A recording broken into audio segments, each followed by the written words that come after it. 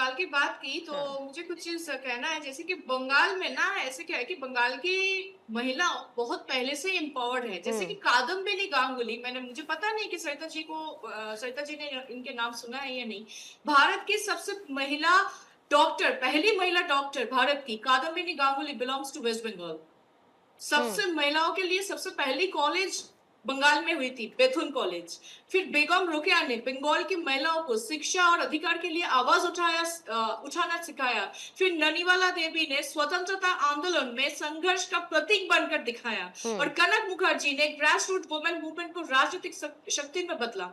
तो बंगाल की मिट्टी में ना जो लड़ाकू महिलाओं की वही परंपरा, हुँ, 33% वुमेन रिजर्वेशन बिल को सिर्फ एक कानूनी प्रबंधन नहीं बल्कि सत्ता का समीकरण को बदलने वाला पॉलिटिकल टर्निंग पॉइंट बनाती हैं। तो इसके हुँ, पीछे ना कोई पॉलिटिकल, जैसे विरोधी लोग सोचते हैं कि हुँ। नहीं नहीं वोट बैंक के लिए हो रहा है, वोट कंसोलिडेशन के नहीं, लिए और हो रहा है, इतने ये सारे सारी नामों चीजें में बकवास है। मौमिता जी, जी फिर अगर ऐसा है तो फिर तो ममता बनर्जी को खुद हमें याद करना चाहिए।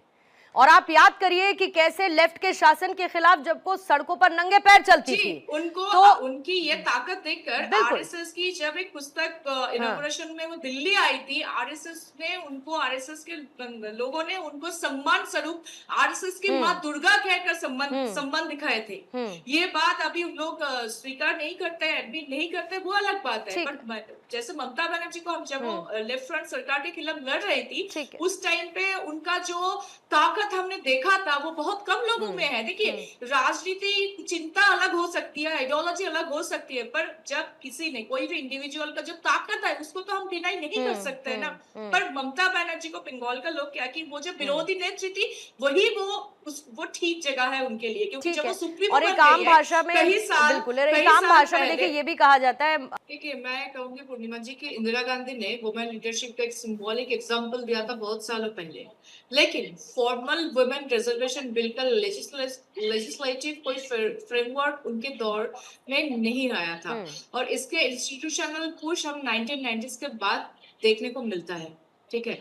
पर अगर सवाल उठाते हैं कि बीजेपी सरकार जो वुमेन रिप्रेजेंटेशन पर कदम उठाती है, तो इस वुमेन सेंट्रिक गवर्नेंस को रूप में देखना चाहिए, क्योंकि महिलाओं की एस्पिरेशन को एड्रेस करना लोकतांत्रिक जिम्मेदारी भी होती है। हुँ, अगर महिला मतदानों की आवाज को एड्रेस करना वोट बैंक पॉलिटिक्स नहीं, हुँ, एक ये समझना चाहिए कि that is a democratic accountability of every government, and वही वो निभा रही है। हुँ। अगर महिलाओं को रिप्रेजेंटेशन देने वाला रिफॉर्म इलेक्शन के पहले आता है, तो क्या उसे इलेक्शन के बाद तक रोक जाना चाहिए?